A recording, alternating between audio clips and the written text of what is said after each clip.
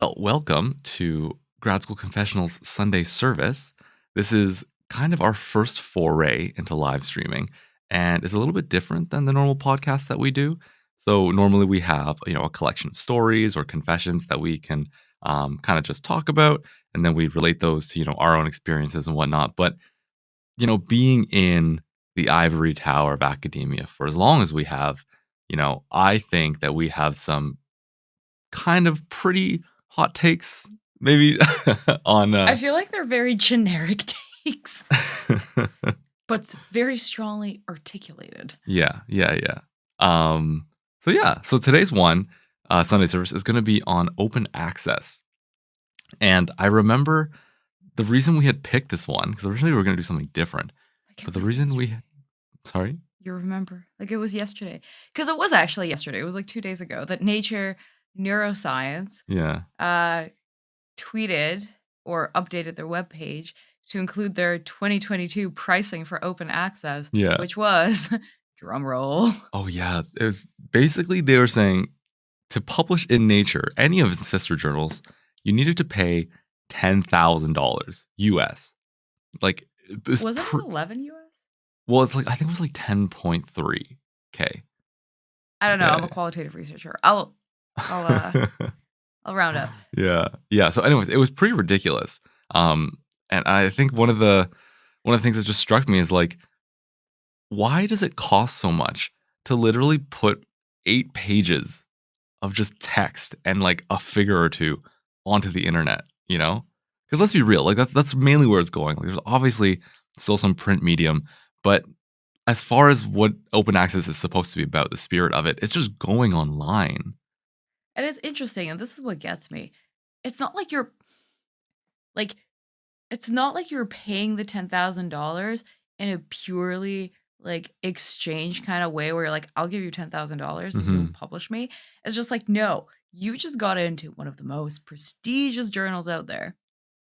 And your research is high enough quality to be published in this journal. Yeah. And you're like, I made it. And they're like, not until you pay us $10,000. You're already in. Yeah. Like, you're in, but now you have to give us money. Yeah, and it's kind of ridiculous, right? Because it's like winning the Olympics, getting the gold medal of just your field and being like, "Congratulations, congratulations." Yeah, so if you want the gold medal though, you're gonna have to pay $10,000. Yeah, and if you don't pay us, then, You're just not we're getting not it. gonna write your name as the winner of the Olympic. I don't know, sports are hard, man. Is there a single winner? There should be a single winner of all the Olympics. You're like, you were so athletic, you basically overshadow everybody else. I mean, that's kinda like decathlon in a way, isn't it? I suppose. I mean, it's like if you took Michael Phelps against, like, a judoka, Yeah. it'll work, like, just, like, keep them at arm's length. Yeah. Yeah. Um, but yeah, no, it's just kind of ridiculous. Okay, so I was doing a bit of research before this, and I was Oh, like, no. I wonder if other journals, like if there's other journals that charge as ridiculous a price as $10,000, right? And what I came across is, in short, not really. Nature, but I guess it's kind of just like there's no other like nature journal, right? It's just like you publish in Nature. Except all the Nature Sister journals. Okay, that and that and the Nature Sister journals. But one of the things that I was gonna say is if you look at journals like BMJ and JAMA and Lancet, they still charge like these are good, credible journals, right? Sure. If you get into those journals, you actually don't have to pay. Like if you just get into BMJ, they'll just publish it, right? But then each of these Yeah. journals, Counterpoint. okay. Versus how would they charge you? It's like for applying. No. I mean, actually, some papers, some journals actually do Yes. have. Oh, I have a great idea. I feel like if you submit to like BMJ or the Lancet or Yeah. something, and your paper is like really not supposed to go to BMJ or Lancet, you should be charged for wasting everybody's time. It's like the office. It's It's like, like it's a peer review fee. It's a peer yeah, it's review like fee. your paper was so bad you owe us $2,000. I would think that would actively discourage a lot of people from applying. Good. Maybe I don't know. Okay, but the thing I was gonna say is, you have these big journals, BMJ, JAMA, whatever, and you can just apply to them, and then if they accept your article, they just publish it, right? Yeah. But then if you look at all of these journals, they also have a sister journal that's whatever this name is, open, right? So it's like BMJ open or like plus one, not Okay. plus one, sorry, but like And JAMA network this open. is how we know that, Dr. Sway over here is a way better researcher than I am because I didn't know this. This is news to me. Yeah, and like and all these sister journals, like the whole point of them is so that like it feels very much like the entire point of these other journals is just to make money. Because, Okay. here's the thing though, right? Because if it wasn't, then there's no reason all these other journals wouldn't just be free as well. That you would just, have people who are interested in the journal pay a subscription fee and, go into it, right? But no, it feels like such a money grab. Like, what do you need $5,000 for I me to put this wanted piece of paper in? I want an invoice. Like, I want an invoice after my paper gets accepted. I want you to give me a piece of paper that says, "We paid, the typesetter this much money. We paid the editor this much money, and this is where your money's going." But you know my conspiracy theory, right, about open access. What? So it's a Oh yeah, conspiracy okay. theory. Okay. And I don't know. I don't know if anyone has the free time or the resources to analyze this somehow. But I have a hunch that if you're on those portals where you can indicate how you would like to publish, and a lot of the times when you submit a paper, you're like, are we going to try to put this in the general stream or like, the open access stream? Right. And I feel like if you put down open access stream, you have a slightly easier time. Like, it still goes through peer review, but fundamentally, the editorial decision is just like, "Yeah, let's publish this," Okay, because but you get counterpoint, $3,000. you don't indicate that you want open access until after it gets accepted. No, you do, you No, totally you do. don't. Yes. Okay, You don't though. okay, I've as the never person submitted to a journal where it was like, "Hey, do okay, you wanna publish open access?" as right up the front. person who has just submitted a bunch of papers that you are on, you do very much for some journals. I know when I was submitting to BMJ, I had to put down, "If this paper gets accepted, are you" Oh, you mean Lancet. it was Lancet, but also for BMJ. They're like, "Are you willing to pay Yeah, this much money?" They're basically like, I wouldn't say contractually, holding you responsible, yeah. but they are totally asking you up front. Right, right. They do I have that screening question, and I feel like it's used to screen out the poor researchers from, The like people who have funding see, that's the roundabout way of getting at it. It's like, "Please declare if you have any funding for this project," you know? yeah, exactly. Yeah. I don't know, Conflict of interest my ass. I just wanna know if I've got bank. Yeah, exactly, exactly. Do you feel like there's actually any good way of doing open access? No, no. It's like having private and public healthcare. It doesn't work. Okay, but there's open access journals that are I mean, there's platinum open access, I mean, so you don't okay. pay for to put them in. I mean, platinum open access is like that unicorn where you're like, "Yeah, technically it exists, but I've never seen it in my field." Um, I don't know. I don't know. It's a good question. It just feels like such a cash grab I mean, because it is. okay, it is because okay. Like, academic publishing is hugely profitable. No, yes, but also it makes me so mad because these publishers were already making bank off of universities, Yeah. right? They were. Our university pays, I would say, It's probably millions of it's dollars. probably millions of Yeah, yeah. dollars No, to have access to these databases. Okay, cool. So they were already making money. They weren't like poor. And then now they're making money off of us as individuals. yeah. You're like, if you can That's hear right, that, Benji. that's our dog screaming in the background. But now they're making money off of us as individuals. And it's like, no, I'm fine with capitalism. When you're starting to try and double dip, that's where I draw the line. Like, I understand that you're allowed to make money from providing a service, Yeah. but like, this is the worst way of trickle down economics working. I Like, mean, yeah, it promotes this kind of like rich get richer sort of yeah, academic publishing sphere, right? So basically, you get a grant and you get money in that grant to publish your article open access. And then because you do, more people get to read it, and if more people read it, you get cited more, ostensibly, and then you Yeah. get more funding potentially because now you have more citations and you're a more accredited researcher. And so I think what it's also bred to is not only a system that's very much based in like financial inequity among researchers, but also one where you have people in the business who are now trying to take advantage of that, right? Like you have these predatory journals that do the same thing. It's kind of like open access is just considered, it's like this buzzword now, right? Where it's like you want to get your research out there, you want open access, and open access always costs money, you know? Yeah. Which 2 things wrong with it. First of all, um, who's reading these papers? Like, it's the other 20 people in your field, and they're probably doing research out of a university that already has a subscription to that database. Yeah, yeah, So, like, who are you paying open access for?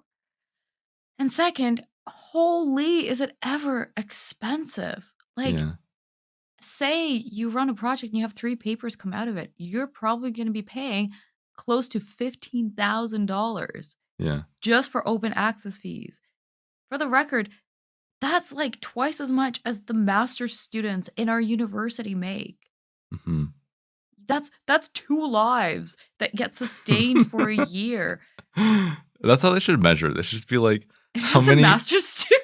how many master students do you want to pay or like to lose to get this published, you know? Yeah. But then it also leads to so many other problems because instead of hiring more RAs, instead of getting a master's student on board, you're basically trying to wring dry the people that you already spend money on, Mhm. and you're allocating the rest of the resources to open access. Again, to a thing that, like, technically doesn't exist. Because you could just take a paper and you could, like, Yeah, publish a registered report, or you could yeah.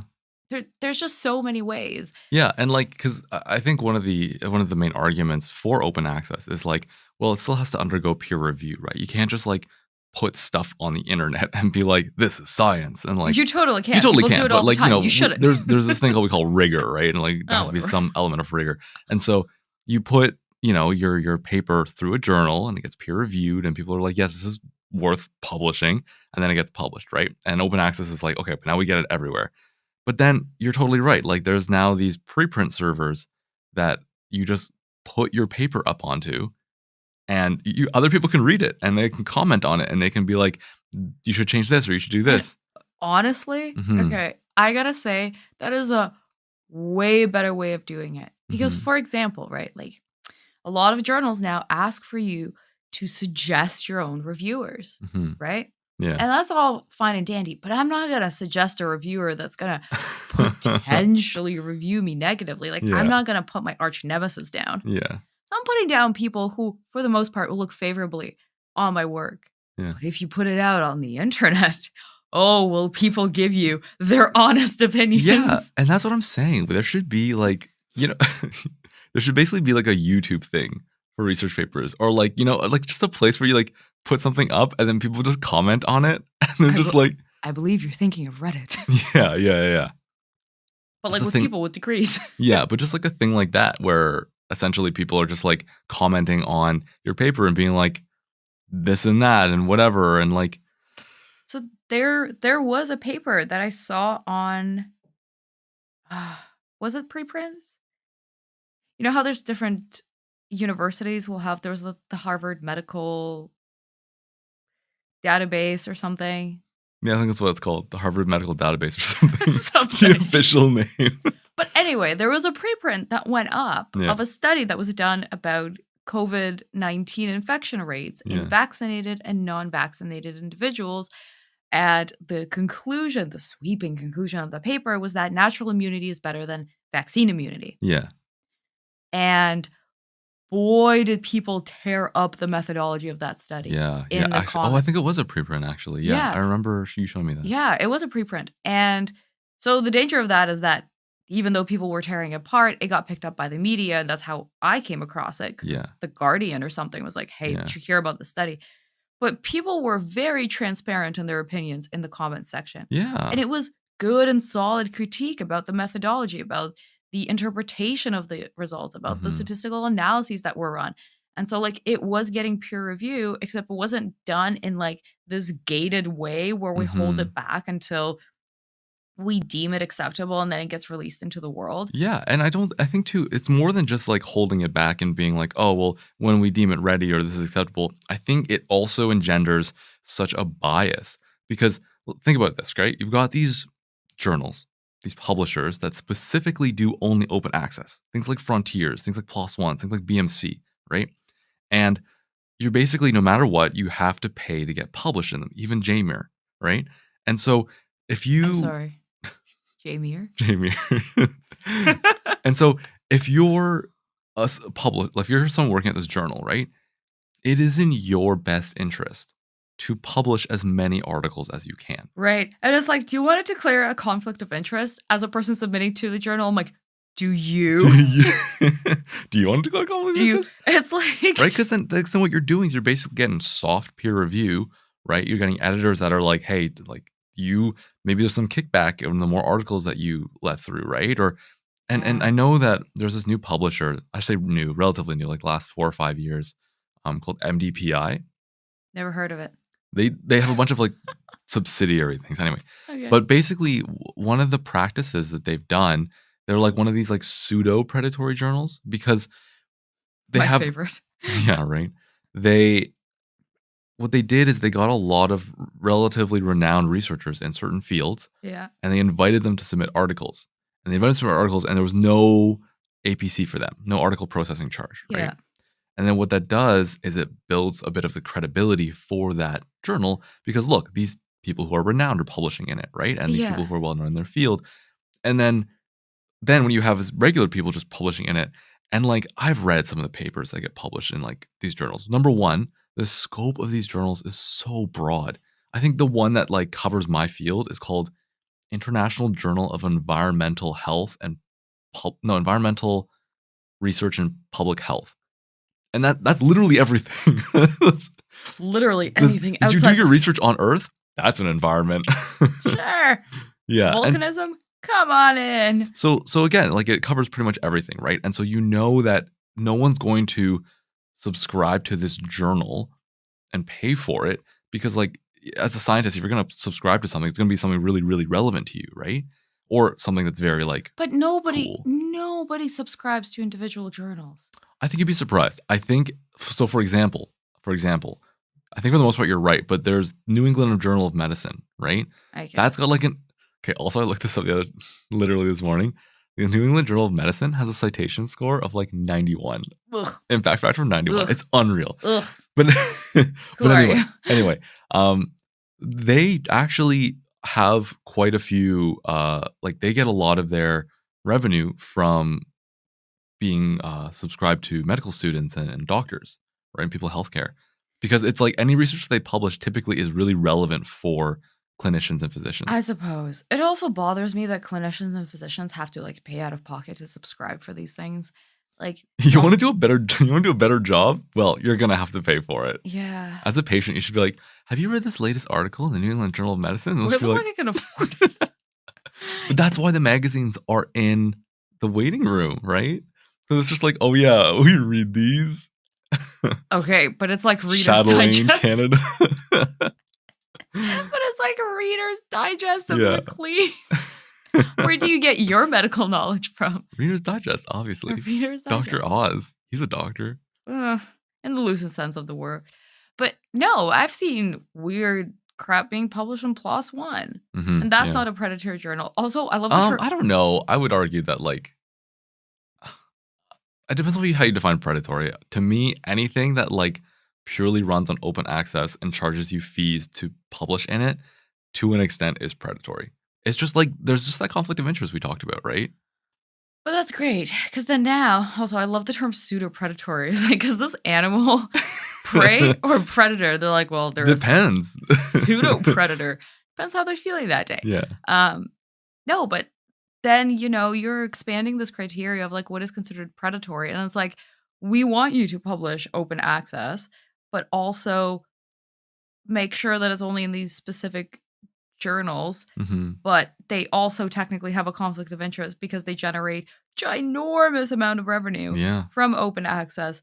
So everyone's kinda screwed. Yeah, and you know what? I think too, if there was I think you can solve this to an extent, okay?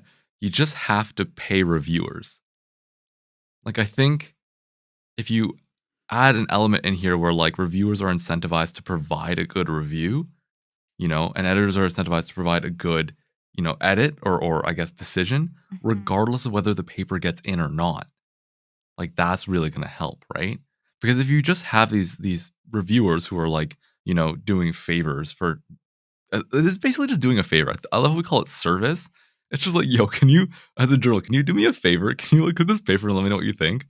That's what it Yeah. is. I know some people tweet like, "I review 3 papers for every paper I submit." I'd be like, "I would spend my graduate career just reviewing papers." Yeah, yeah.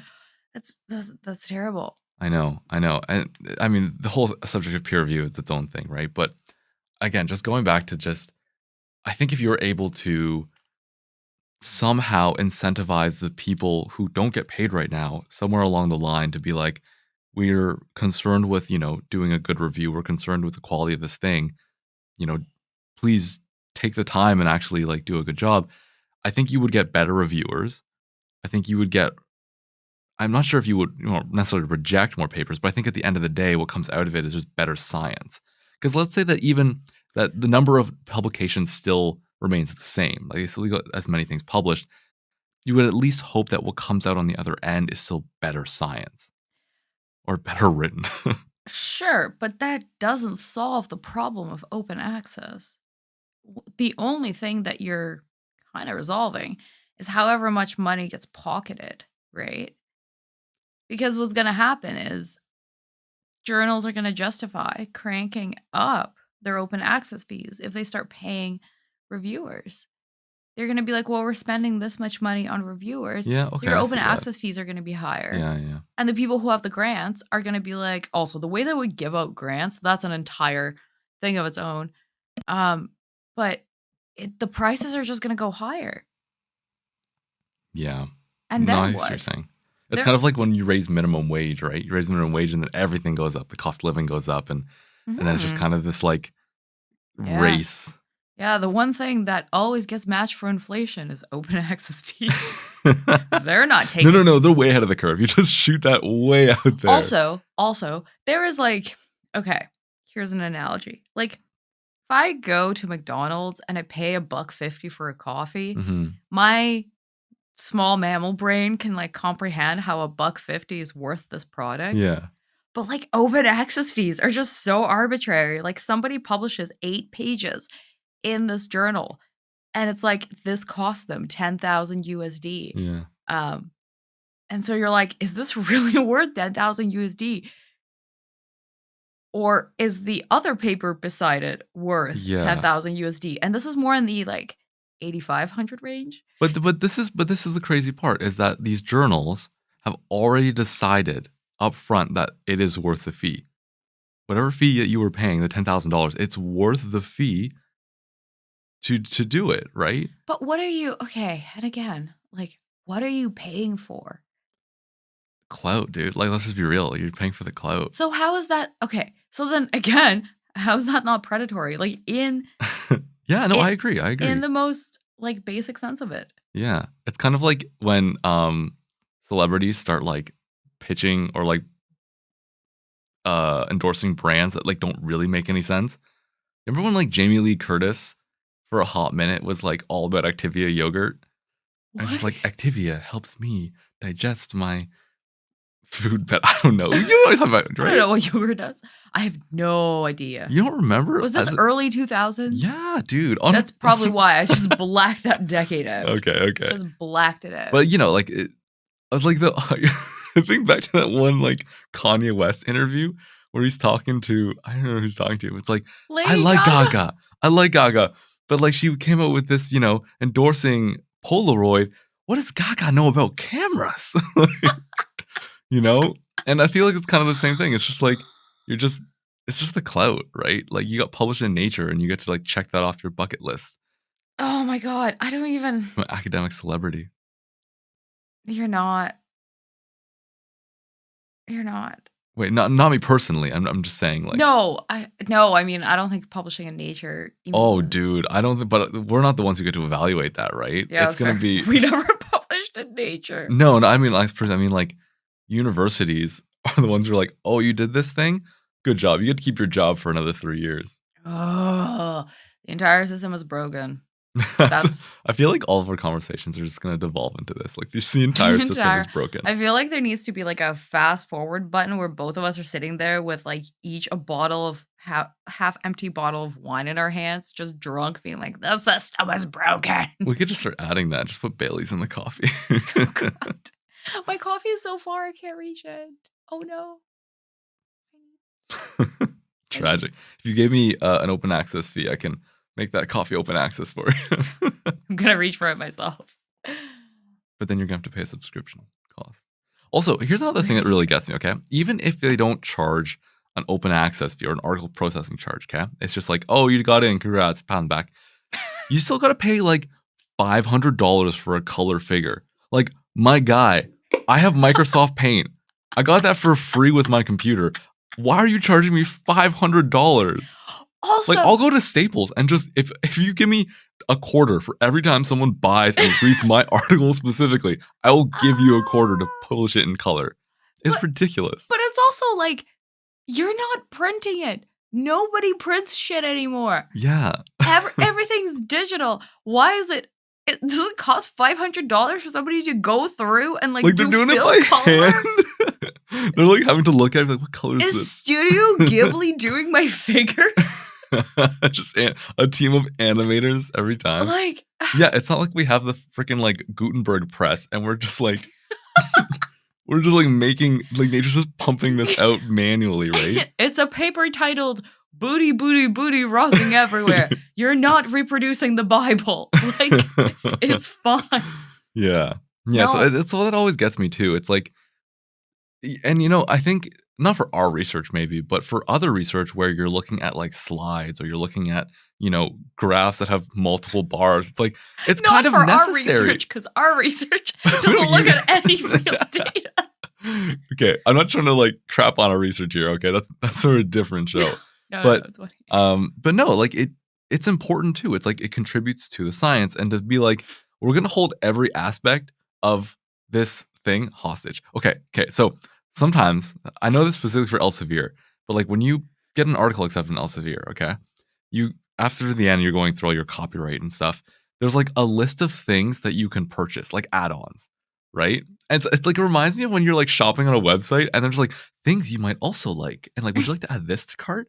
I And you're do like need mittens. it's like, "Ooh, I didn't think that I would want my thing made available right away, but if I pay an extra $500, I can make it available online right now." It's like, "I can also make this online available right now. Let me just upload it to my website or, like, ResearchGate," you know? Control print, save as PDF. Look at that. Look at It that. was free. Do you know what it reminds me of? Publishing now is like flying with Air Canada. You're just Yeah, like, every for an extra $5, you can get a seatbelt. For an extra $75, there's going to be a personal flotation device underneath your seat. This service will not be available later. You're Yeah. like, "I think I need this." Yeah. No, it's infuriating too because, like, I personally, I don't have also, I only care about it because it's me personally. Yeah, okay. But I don't have a big lab, So you're gonna and say a big wallet. I'm like, "Yeah, me neither." no, but I don't have a big lab, and my Mhm. supervisor, even when they do have grants, they're not these really, really big grants that, labs that do longitudinal studies get. We can't publish open access, and so I feel like I'm incredibly disadvantaged because of it.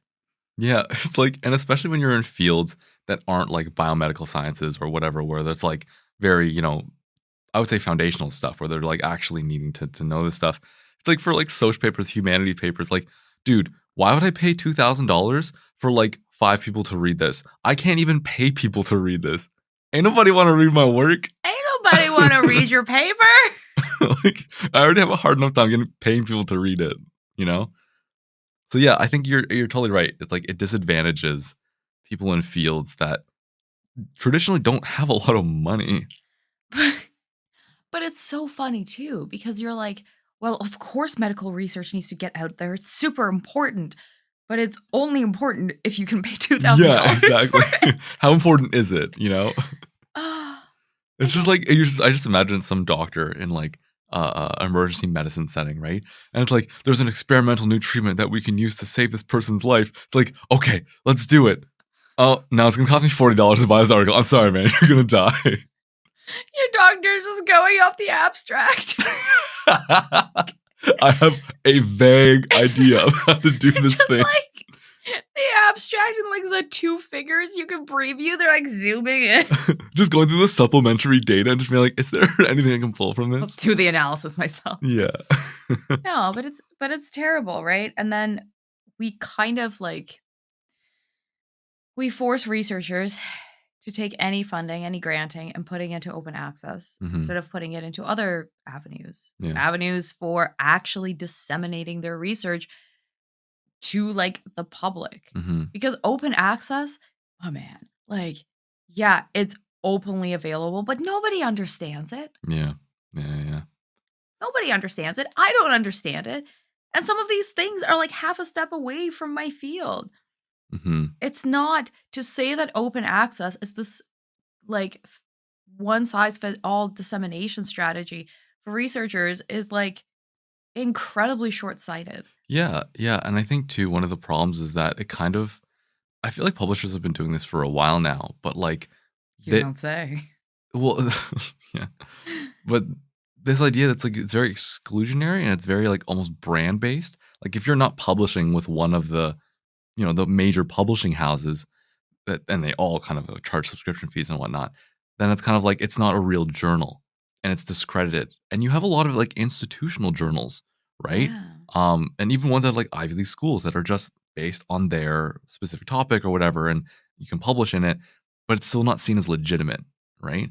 And then you get into this idea of, like, journal metrics and all this stuff, and almost seems like if you have good impact factor, if you have good citation score, that is this brand, that's this, like, Yeah. reputation that you then use and leverage to just gouge researchers for money. Like, "Oh, like, you wanna publish in, these journals?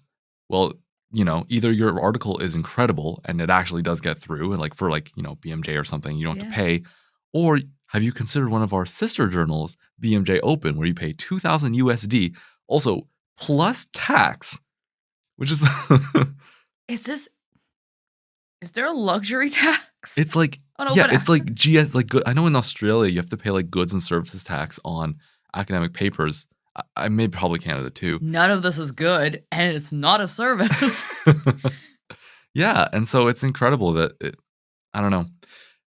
That being said, though, there are some journals that charge, I would argue, a very modest open access fee.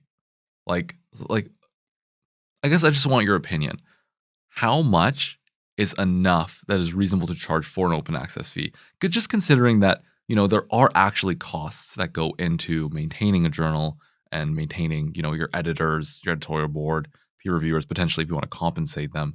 What's a reasonable cost? Okay, and this is the thing, and this is where, like, a few months ago, when I started getting into, like, my creative writing seriously, Mhm, and I started looking at literary journals that publish online, um, and I realized that a lot of them are, like, either completely volunteer run or they actually have full-time staff and they pay people to publish in them, and it goes through a peer review process. Like, one of the biggest science fiction journals receives over 80,000 submissions a year, and they publish, like, less than 100. mhm. All of these pieces of writing go through peer review, and they pay you 10 cents a word if they buy your story, Oh, and they man. do it. And when I posted that, a lot of people on Twitter were like, "But Anna, we need to pay editors and we need to pay like typesetters and we need to pay reviewers." First of all, we do not pay reviewers. Yeah, These journals do it.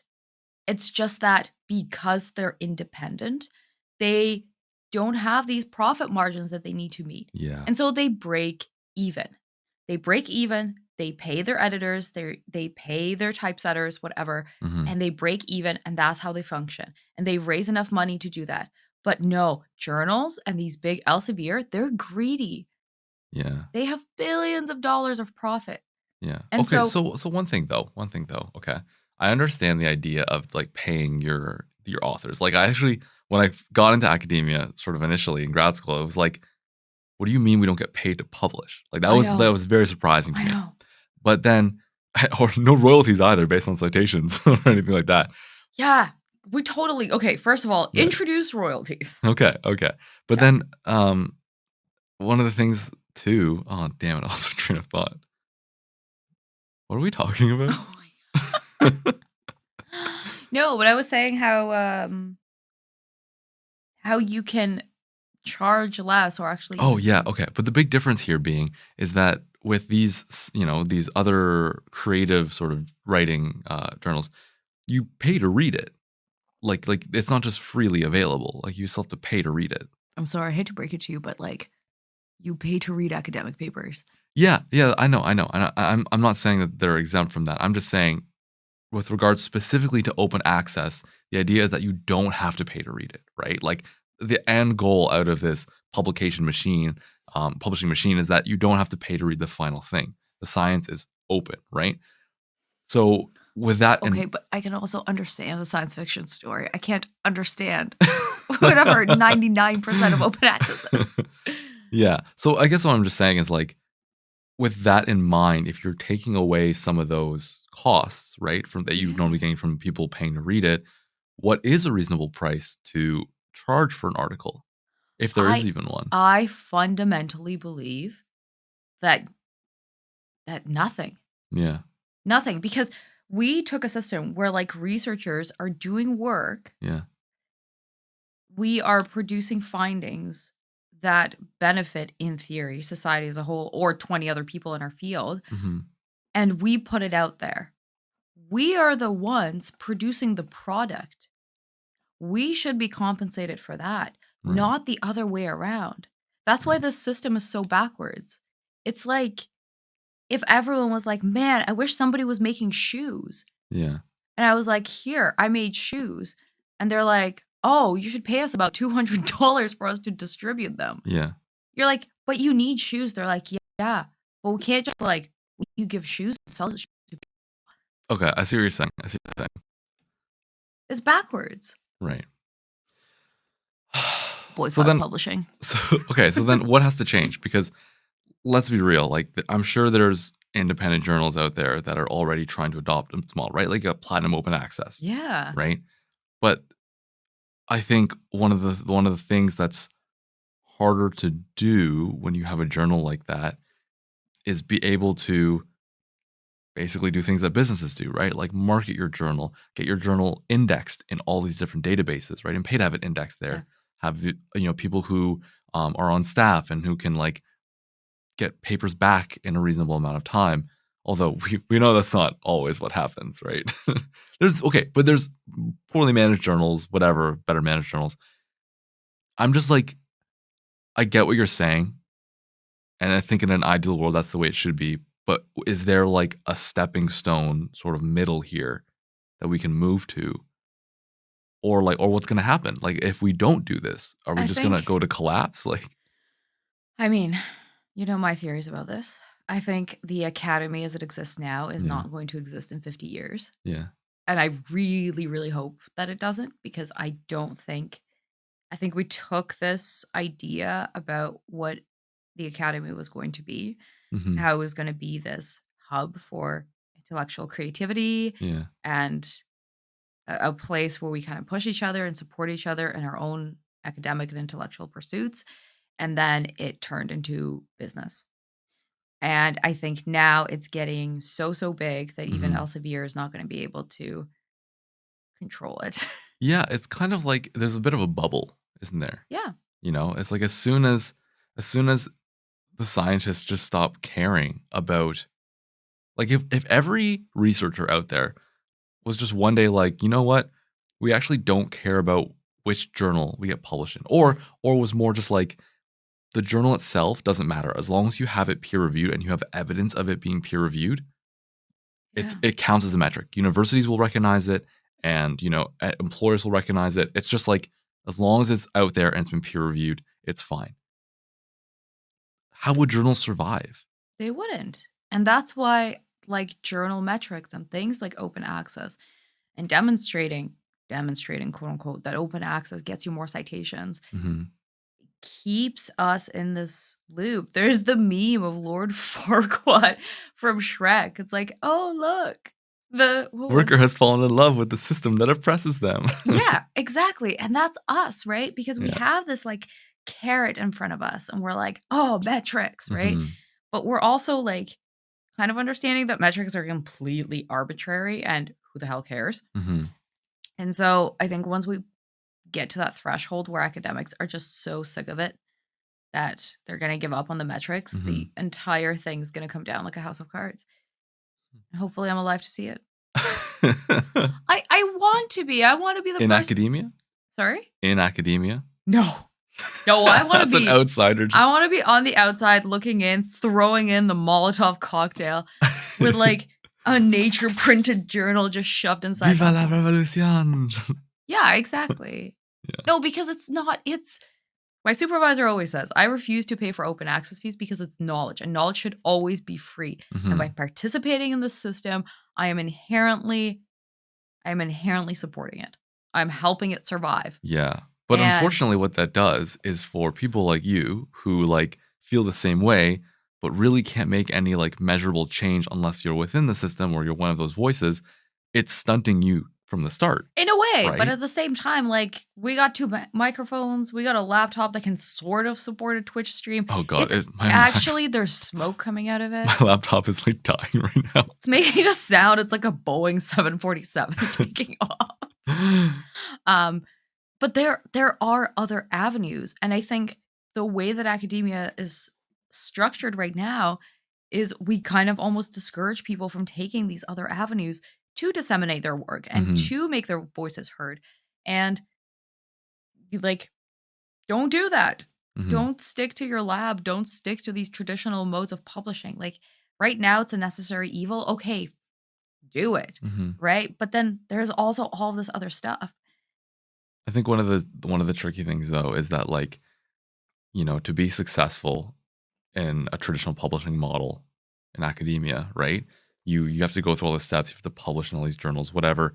And then once you're at the position where, like, you can maybe change it or maybe voice a different, like, concern, it's there's not really an incentive to, right? Like, you're Yeah. already seeing success out of a system where you have, by all odds, against all odds, managed to succeed, Yeah. right? Why rock the boat? I think in many ways. Yeah, and by the time you get there, you're like, "Well, I made it, Mhm. so it is possible." Yeah. And, like, I just my favorite thing is that graphic of the airplane with the bullet holes, right? Yeah. It's like the Survivor bias. Yeah, survivorship bias. yeah, it is survivorship bias, right? Yeah. And you're like, "Nah, you got lucky. You Yeah. made it, but that doesn't mean that the system works." Yeah. Yeah. Yeah. No, I totally get it. I mean, one other thing I want to mention about this too is I think that open access in a way also exists and also is perpetuated because we have gamified academia, Oh my god. right? Like the idea, and this is a whole other rant in itself, but the idea that we can distill our impact as researchers Mhm. to a single number, or that, looking at someone as a researcher and, like, oh, do they deserve to keep their job, aka tenure? Well, Yeah. let's count the number of publications they have, the Yeah. content of which is almost entirely negligible. The Like, we don't university care. We're not reading it. the university is like, they don't know. Yeah, they You really don't. It's literally just like, Yeah. it would take, and I think it's one of the caveats of being in a very sort of white collar job, right?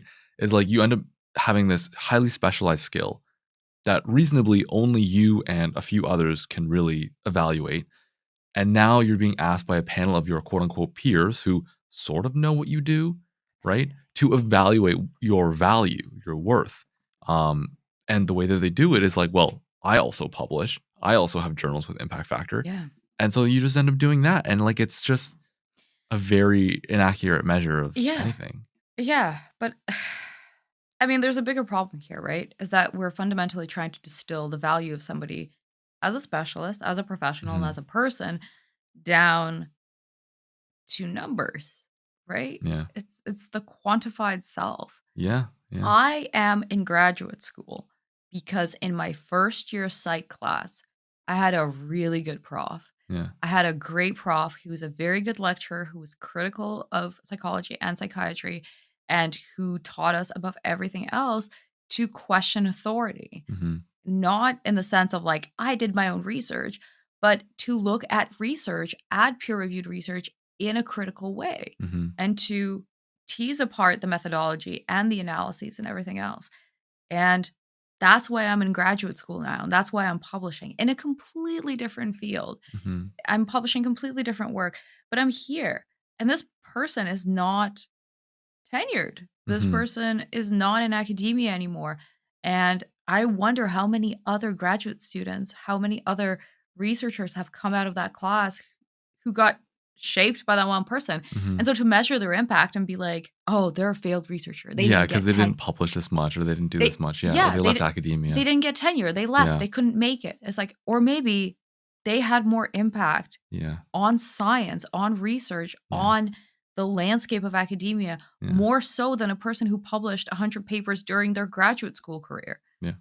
because they actually put in the effort to talk to their students Yeah. and to give them a different perspective. Like, how do you measure that, right? Yeah. Yeah. Seriously, how can you, right? Like it's I mean, I think to a certain extent, you could say, "Oh, well, if they go on to do graduate school and they work with you and they're on papers, then like maybe." But again, I totally agree. It's like at the end of the day, the metrics that we use for success in academia are just not good. No. And I think because we are so obsessed with them, because we gamify them, it's allowed this sort of open access environment, which is again becoming more and more prevalent. Like more journals are turning to open access only.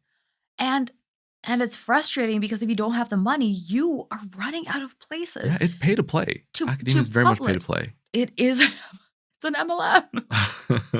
Classic MLM, classic taste Yeah. of a scam. And yeah, we're running into these issues because some of the projects that we're on are funded and we're like, okay, we can scrape together a couple thousand of dollars. Yeah. But other ones are not. And we're like, here's this journal that our work would fit into so, so well. Yeah. And we just don't have the money. Yeah. And granted, some journals will either reduce the fee or waive the fee Yeah. if you can't pay it, but a lot of them don't. Yeah, and I think too, like I remember reading this story, sort of confession that was submitted, and it was saying basically how like one of the professors, this grad student worked with a professor, and they were very successful. They had a lot of grants, whatever, and they were, had lots of money. And then this other professor that the grad student worked with was really poor. Like they not poor, but they didn't have any funding for their projects. Yeah. And so the kind of research that they were able to do versus the research that they could have done is very different. But importantly, they had funding before, they just weren't able to secure it again. And so it's almost this like constant thing of like if you don't keep getting funding, you're going to be in a hole that you can't get out of because now this person can't publish in higher impact journals. This person doesn't have the money to get more whatever or even pay more grad students, right? I know. And so, in a way it's like yeah, it's just very much a system that favors quote unquote the rich and the successful. I mean, but you have to like again, how do you become successful? Am I not working as hard as somebody who's from a big lab and just Mhm. have they come into a well-funded lab and they have an operational grant and they Mhm. have these big government grants. Mhm. I do a different kind of research. Yeah. So Yeah. then what you're doing is like, well, if you wanted the money, go research this thing. You're like, okay, so then now we're not researching what needs to be researched. We're researching what's going to get you the money. Yeah. And that becomes its own circle jerk. Yeah. And that's why the humanities are dying. Yeah. Yeah, absolutely. It's like we're basically pitting inherently different fields against each other, right? Like, Yeah. yeah, and also too, the idea of open access, based off of like journal requirements, right? Like, I know a lot of humanities work, their papers are long.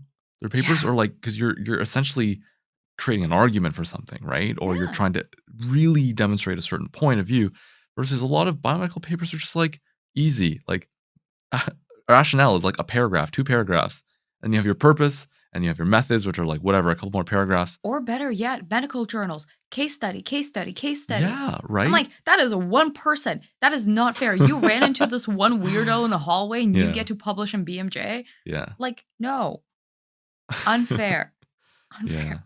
yeah, definitely, definitely. So, in sum, I just think that open access is I think the spirit of it was well-intentioned, but just with the current environment of academia, like, it's become something that we're taking advantage of academics. We're taking advantage of people who are providing a product and paying to have their product put on shelves. Just like with everything else in North America, we had this great idea and then we made a monstrosity out of it. Yeah. And now we're like, we can contain it. And everyone's like, kill it with fire. And it's not dying Yeah. because it's radioactive and it's 20 feet tall. So, I guess final question. With nature's obviously received a lot of backlash for basic and a lot of memes for setting their $10,000, open access charge. I As you see it now, had an idea. Nature is basically supreme. oh, The brand. It's no, all they absolutely, like, it goes back to what we were saying. It's brands, it's clout, right? like, do you think the memeing is it's gonna help? It's only Yeah. gonna help. Huh, okay. Well, I was gonna say, like, do you see it being something that sticks? Do you see it getting and, like, other journals following suit? 100%. Oh, well, that's 100%. kind of Yes, yeah. because it is the reason why Gucci and Chanel and all of these other brands, their shit never goes on sale Mhm, and their stuff never trickles down to, like, department stores. It mhm, gets destroyed mhm, because there is the element of exclusivity, and that's why I said nature is supreme. It's not a better product. mhm. But because there's a limited quantity of it, people are willing to line up and Yeah. pre-order, and I honestly actually, I have no idea how Supreme works, but I just know a lot of exchange students have, Yeah. like, those stickers on their cars. But, like, Not even a product, it's a it's sticker. a sticker, but, like, I think it's gonna stick Yeah, like a sticker, yeah. because there's the element of exclusivity, and the people who are paying that, they're like, nature's gonna be like, only this many people, Mhm. like, are publishing in this journal, which means, like, look at how rigorous it is. They're gonna frame it as a matter of rigor, not a matter of having to pay $10,000. Yeah, And yeah. we will all believe it, and we will all fall in line, and we will pay the $10,000. 'Cause, I mean, who's gonna pass up an opportunity to publish in Nature? Exactly. Yeah, kind of depressing.